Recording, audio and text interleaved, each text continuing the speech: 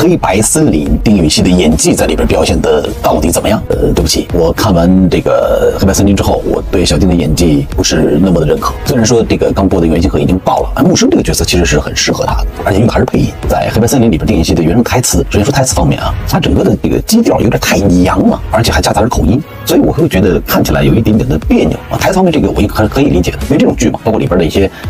配角啊，也都带有一些口音的，这个是一定程度，这个不影响啊，你可以这样。但是如果说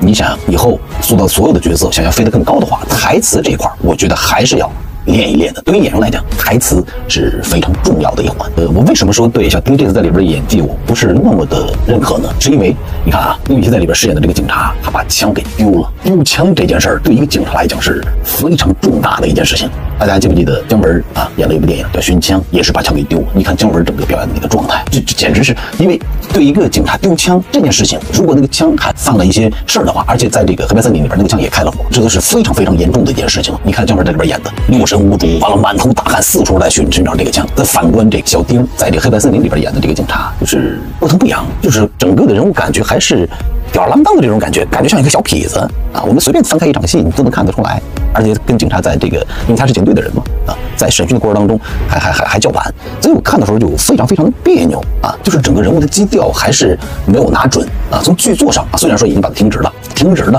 既没有一个深刻的反思，反而还带着这样一个嬉皮笑脸的这样的一个态度再去演绎，看着就非常非常的闹心了，就整个的人物基调是没有拿捏准的。所以我看完2集之后，在一个剧作逻辑上也有问题。我觉得从这个怎么来讲，从剧作的方面，我觉得也是有问题。从编剧的角度来讲，包括导演的问题，那丢了枪这么大的事情，你怎么允许演员会是这样的一个表演状态呢？对吧？但是这件事情从另外一个维度来讲，没办法，因为现在整个影视剧的整个制作环境当中，不像原来拍一部戏啊，演员甚至都要去体验生活，给出演员足够的创作空间。那现在不一样了，一个戏剧本敲定演员，可能就是无缝进组，直接就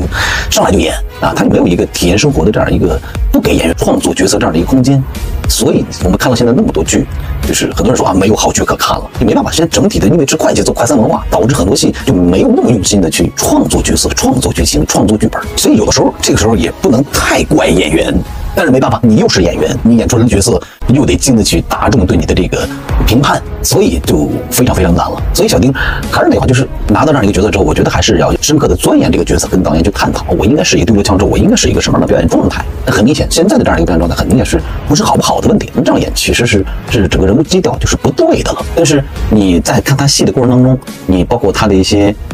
肢体动作呀，包括眼神啊，都是很灵动的啊。其实如果吃透一个角色，他是有这个能力来诠释好一个角色的，就是你要把这个整体的人物基调一定要拿捏准，这是对所有的演员最难的一个环节。所以演技到底拼的是什么？我也在跟大家来讲，演技拼的就是你的文学底蕴啊，或者你的生活阅历。你看赵颂文老师有时候打戏完成不是一件坏事情，因为他有足够的生活阅历去观察生活中形形色色的人，包括他大量的这个影视剧的这种积累，让他就饰演每一个角色，他就心里有底来吃透某一个角色。所以说现在很多年轻演员在这方面这个环节上，我觉得还是欠缺了一些。那至于这个小丁在黑白森林里边他的表现到底怎么样，你们怎么看？来评论区告诉我呢。